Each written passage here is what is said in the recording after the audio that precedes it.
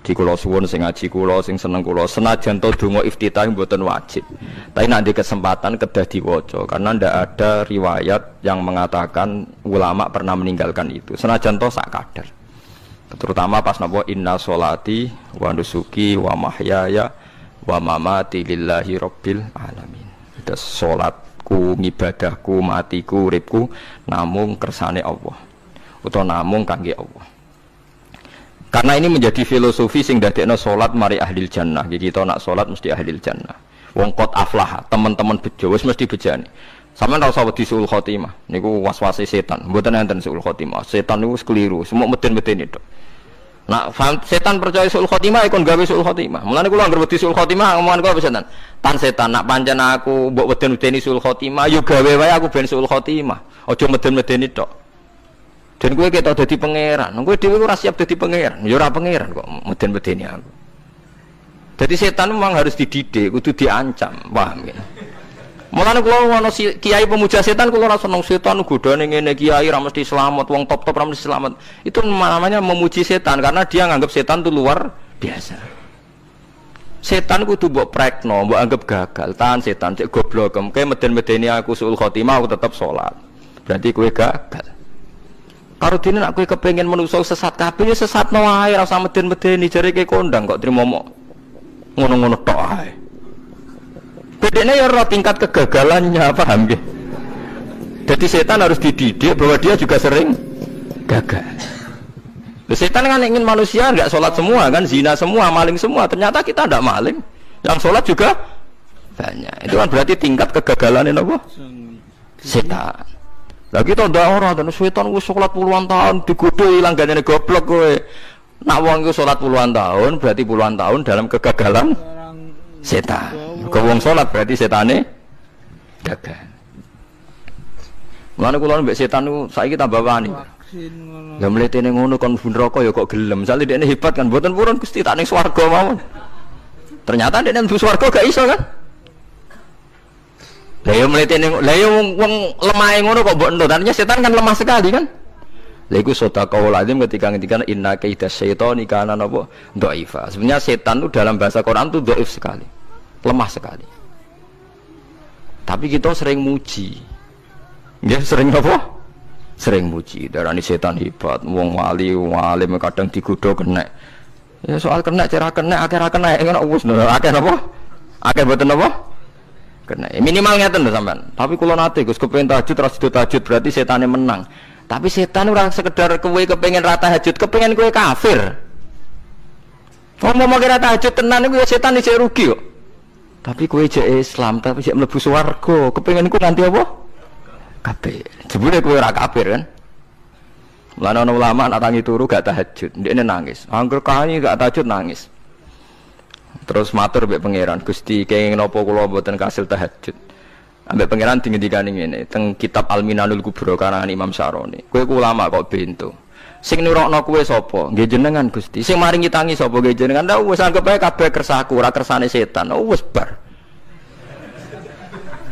Mulane aku lara mati tahajud keterusan ya tenang mawon kula duwe ilmune.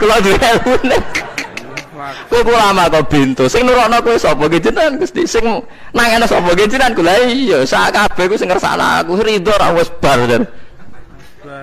Mulane nek nak tangi ra di tahajud nggih ridho mawon. Apa meneh sebedino.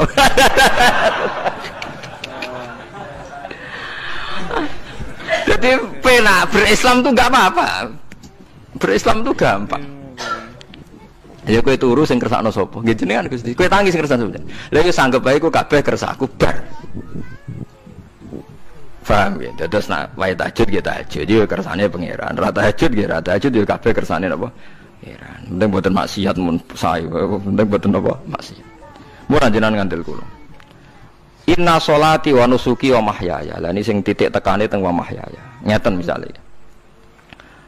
Urip niku kabeh kersane Allah. Carane mikir ngeten. Tiang-tiang sing jaduk-jaduk dhisik ya mati. Nabi nggih kapundhut, tiang-tiang soleh nggih kapundhut, tiang-tiang dolim nggih kapundhut. Kalau betul mereka ingin menjaga kehidupan, berarti kalau betul mereka kuasa kan tidak kapundhut. Hidup selamanya nyatane do mati. Berarti urip mati namung kersane Allah. Terus misalnya sampean berpikir, lalu sumber nak wis dadi lemah carane tangi piye? Lah ini yang penting kula aturaken teng ngaji mriki. Kula sederenge ngaji nu sering akhir-akhire sering salat maca ayat liyahlika man halaka am bayyinati wa yahya man hayya napa am bayyinah. Tugas ulama itu jelasno ayat-ayatnya pengiran. Sampean saya tak bedheki. Sekarang sampean Anda hidup itu tahu alasannya enggak? Kenapa Anda hidup? Enggak tahu kan? Kenapa kita masih hidup? Enggak tahu. Kenapa Anda wujud? Juga enggak tahu. Kita pernah enggak ada, tahu-tahu ada. Juga enggak tahu alasannya kenapa. Yang jelas di luar ikhtiar kita. Setelah kita katanya punya akal ya, saya bilang lagi loh. Setelah kita katanya punya akal terus bilang kita masih hidup karena orang kelindes truk. Karena enggak kena penyakit, karena jantung kita normal, paru-paru kita normal, terus kita bilang hidup. Jadi kita atas nama kebodohan bilang kita hidup karena jantung kita normal, paru-paru kita normal, semuanya normal, maka kita hidup. Nah ditakoi, lalu kapan kita mati? Setelah jantungnya rusak, paru-parunya rusak, terus kita mati. Tapi orang yang sama kalau ada bilang berarti yang menjadikan hidup itu jantung dan paru-paru. Lalu berarti zaman kita belum hidup itu jantung dan paru-paru harus ada dulu karena itu yang bikin hidup. Ya ada juga, dulu ada juga. Loh ya kalau jantung dan paru-paru semuanya normal menjadikan kita hidup berarti jantung dan paru-paru harus wujud dulu karena itu yang menciptakan kita hidup. Ya ada juga ya tidak tahu. Paling-paling nanti statusnya paru-paru jantung hanya dipakai alat Tuhan untuk menjadikan ada kehidupan yang kita kira ada. Padahal sebenarnya kehidupan ini juga enggak ada karena kita tidak tahu. Sing darani urip ku apa ya ora roh. Kowe roh maknane urip ku apa? Ulama kabeh sing alim-alim darani urip ku apa ora mati ngono tok jawabane. Perkatane ora iso jelasno. Walane ning Arab al hayat bidul mamat sing darani urip iku ora mati. Karena enggak bisa dijelaskan, coba Anda menjelaskan. Kowe urip ku sebab apa? Ada nyawanya, nyawa itu di mana? Terus dia tempatnya di mana? Oh tempatnya di jantung ini suara bisa dijelaskan. Nah ketika hidup Anda tidak bisa Anda jelaskan, kudune sampeyan wayahe tangi sangka kubur juga tidak bisa dijelaskan. Karena wujud kita ya datang tanpa diundang dan tanpa ikhtiar kita. Nanti tangi sangka kubur ya orang nganggo ikhtiar sama kan? Sama-sama ada kesimpulan lillahi rabbil alamin. Nah, tapi manusia atas nama akal sawangan hidup ini ada alasannya. Karena kita ditangi ada bapak ibu terus kita jadi wujud. Lucu kan? Hidup ini disebut ada sebabnya. Tapi nanti mati sangka kubur terus tangi meneh dianggap enggak punya penyebab. Alasannya sudah dilemah kok. Ono meneh carane piye? Lah zaman kuwe ora ngono. Dadi ono saiki. Carane piye? Makanya kalau suruh balik-balik bilang jika tangi sangka kubur iku mukhal berarti wujudnya Nabi Adam dan wujud yang sekarang lebih mukhal karena tanpa sebab. Dia tanpa apa? Sebab. Lho nggih to, aneh Nabi Adam mek sampean saiki no. Dadi roh gentayangan bisik kopo cucuk dadi sakmen iki. Do diutang, di kasus, do demenan. Aneh pundi? Aneh wujud yang sekarang karena wujud nanti ning ora-ora masar wujud dari wujud yang sudah ada. Sementara wujud kita yang sekarang dari tidak ada. Lain ngomongane pangeran didik napa hal ata alal insani khidum minad dahri lam yakun syai'am mazkura. Manusia itu harus ingat bahwa dia pernah tidak ada. Nah, dari tidak ada ini menjadi ada adalah ayat bahwa wujudnya dia tidak ikhtiarnya dia sendiri. Mulane setan dinyak pangeran. Karo dene kok nyembah setan, ma asyadtuhum khalqas samawati wal ardi wala khalqa anfusihim. Wa ma kuntum muttakhidhal mudillina aduda. Setan kok mbok dewak-dewakno piye? Apa setan melok gawe langit bumi? Ora. Apa setan gawe awake dhewe? Ora. Umpama setan gawe awake dhewe mesti dekne milah berpenampilan ganteng, gerduwo ku elek kabeh, wewe ge elek kabeh. Umpama dekne gawe awake dhewe milih dadi napa? Ganteng. Mulane tiyang sing pun wusul nak roh setan mlebu neraka. Wah, berarti setan ra hebat. Mletene ngono jebule milih nggon neraka. Kudune nak hebat kan milih nggon apa? Swarga. Lho niku mun kersane pangeran nek setan dakok neraka nek wong apik dakok swarga. Lah iya trimo diatur kok botol ngono ae kan. Artinya jika Anda bilang wis kersane pangeran setan dakok neraka, berarti setan mau koyok botol, koyok watu sing ditata sing duwe. Berarti setan ndak siapa? Siapa. Sama dengan kita ndak siapa? Siapa lam yakun syai'am Lah nek ora ngerti siapa-siapa terus wusul inna sholati wa nusuki wa mahyaya wa mamati lillahi rabbil alamin. Dadi urip kula mati kula sedanten ikhtiar kula namung kagungane napa jenengan. La syarikalah pun mboten enten tiyang sing sinten mawon mboten enten sing ngatur niku. Terus wa bidzalika umirtu wa ana napa minal muslimin, dan dengan keyakinan niki kita diperintah. Jadi donga iftitah senajan to mboten wajib, tapi itu filosofi dalam hidup. Kersane jenengan napa nggih delok donya niku pun bar. Urip ya kersane pangeran, ya mati kersane pangeran. Mula kadang nggih mikir, aku nek mati, bar mati jebule gak kiamat-kiamat tak kesuwen cah ngenteni atusan napa tahun misalnya. Anda tidak usah khawatir begitu. Zaman Nabi Adam nganti bapak amak wis saiki 7.000 tahun.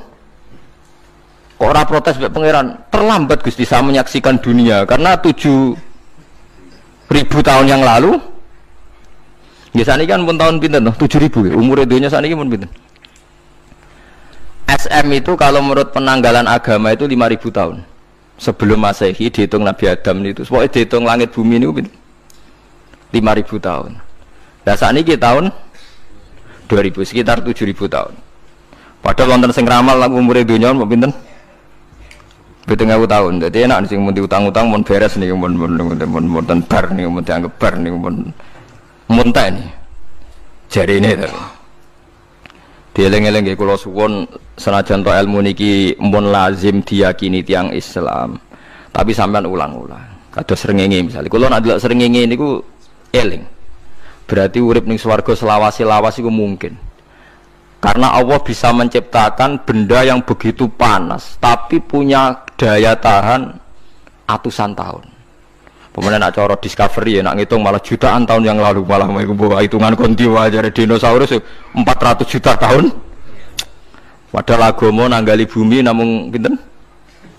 5.000 tahun sebelum napa Masehi. Tapi nak cara ngomong ilmuwan jutaan napa? Sing ngitung ya sapa terus? Apaan terus? Nah begini saja, kalau sampai melihat matahari misalnya, matahari itu kan bahannya panas sekali. Ternyata Allah bisa mengelola matahari seawet itu ribuan tahun. Apalagi ngelola kita ini untuk abadi lebih gampang. Karena bahannya tidak panas, nggak gampang rusak. Terus gampang direproduksi, maksudnya gampang digantikan, maksudnya yang di masa lo kan kena. Wah Rohin udah anak keriting akeh kok putune kan gampang.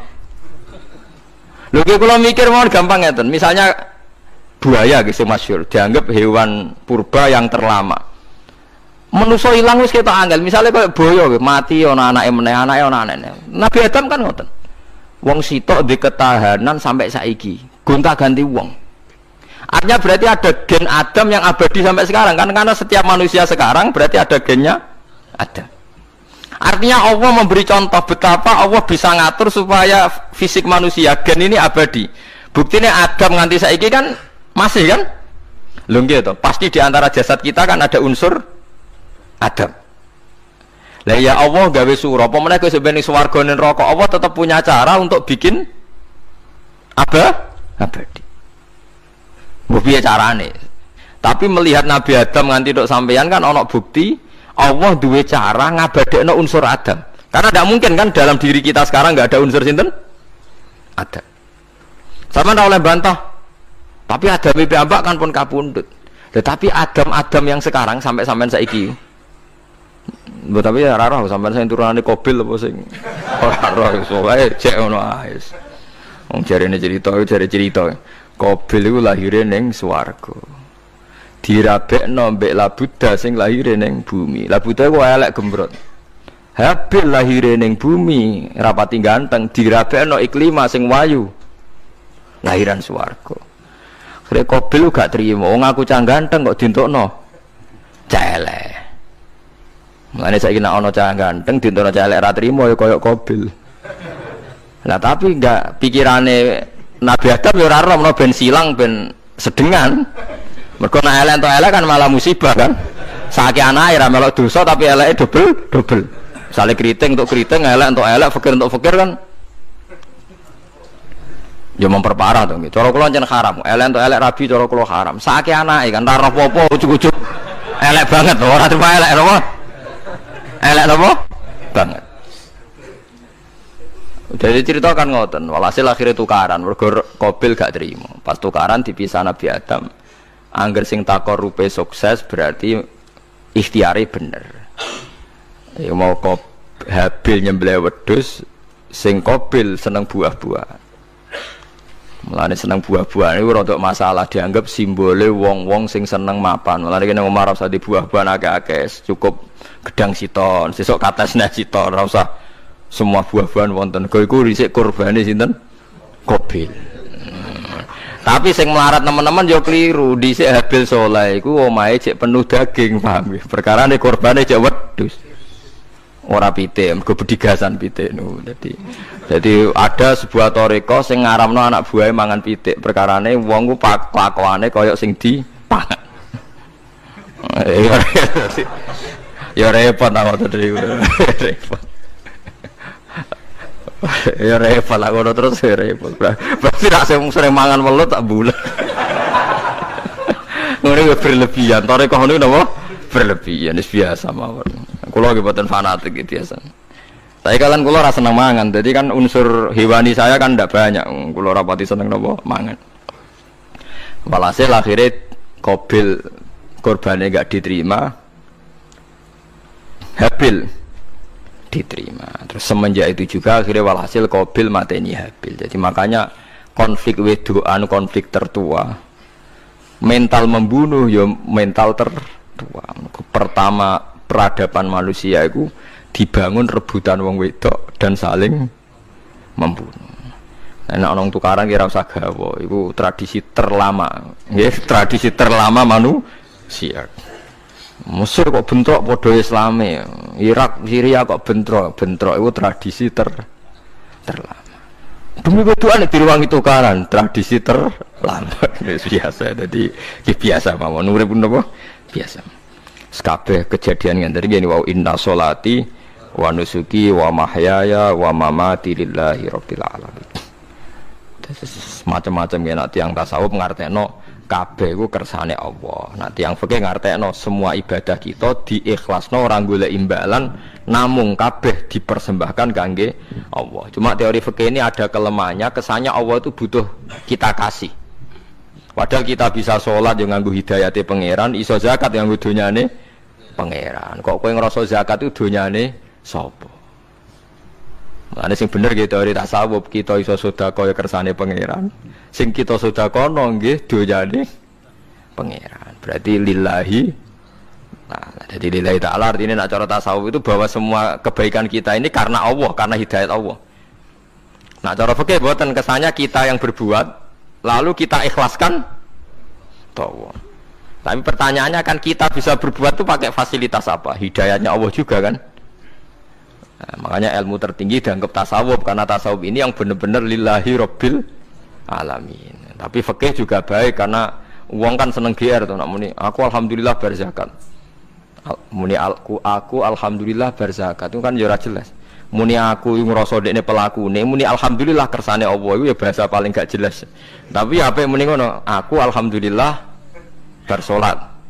Ya pamer nak aku bersolat, tapi ya ngakoni nak kabeh kersane Allah. Lah nak kersane Allah sing dipamer apane kan ya ora jelas ya. Ya tapi itu apik lah. Muni aku alhamdulillah bersolat itu ya bahasa gak jelas, ya gak jelas juga bahasa itu tapi ben ngono. Paham ya lengi-lengi terus salat niku. Ini yang keempat kalau ceritani hikayatu sholatil khosyiin. Saya baca di beberapa kitab Sayyidina Umar niku dipanah. Panah niku rak wonten mata pancing. Jadi nak melebu niku ditarik sakit, nggih. Nak ditarik napa? Sakit sekali. Ditarik dokter paling canggih pun sakit. Akhirnya Sayyidina Umar kondo, engkau tarik pas aku sholat. Aku nak sholat iku lali. Tenan pas beliau sholat ditarik uga ubah blas. Ditakok iku jenengan ora krasa blas ora. Mosok aku ning ngarepe pangeran, eling pangeran krasa lara kan dadi aneh. Tapi alhamdulillah kowe krasa, sing aneh ya kowe wong sowan pangeran. Kok roh ana wong liwat ya roh. Jadi Sayyidina Umar dadi khusuke Sayyidina Umar nganti dipanah, ditarik wak kangelan. Lara. pesen engko aku tarik pas sholat. Mulane ora ana sahabat mati kecuali pas sholat. Mergo pembunuhe roh paling lengah iku pas sholat. Umar dipateni pas aku yakin wong nakal mateni rugen pas sholat ra iso yakin aku yakin. Plengane ngono jibi. Semasa sholat tetep siaga ya. Iku sirine kena apa Umar dipateni pas sholat. Kok musuhe ku ngerti sahabat tuh paling lali nak pas sholat. Sayyidina Ali kabudute nggih pas sholat. Dan alhamdulillah cerita itu enggak ada sekarang karena yang sholat luwih canggih, luwih napa? Canggih. Wah, tetap konangan lho. Salate plengan dis. Konsentrasi penuh menjaga diri sendiri. Dadi gak elek pangeran. Jadi justru itu nunjukno hebatnya Sayyidina Umar. Wes ngerti dalam bahaya tetap sholat. Nah, sekali sholat dia eling pangeran tenanan. Mboten robles. Sayyidina Utsman nggih pas deres Quran wae rata-rata ulama dulu begitu. Maniku masyhur Said Ali Zainal Abidin itu pas dia sholat blandar ceblok sampai bajunya sobek, omah kobong dekne ra roh. Ditulung siapa saja enggak tahu ya dia kan asik mbek pangeran. Mosok jarene mosok aku pas madhep pangeran eling liyane. Vaksin kok. Nah, tapi kita ora iso kan bayangno salat-salat ke kelas ngoten niku. Nah, kanjeng Nabi Muhammad soft paling guri niku yasma'u azizu sotri ka azizil mirjal. Nabi nak salat niku sing guri niku ngerti dentuman dadane Nabi sang wedine nang pangeran kados banyu sing umum. Ka'anna husya alaih sampai Nabi meh pingsan saking wedine pangeran.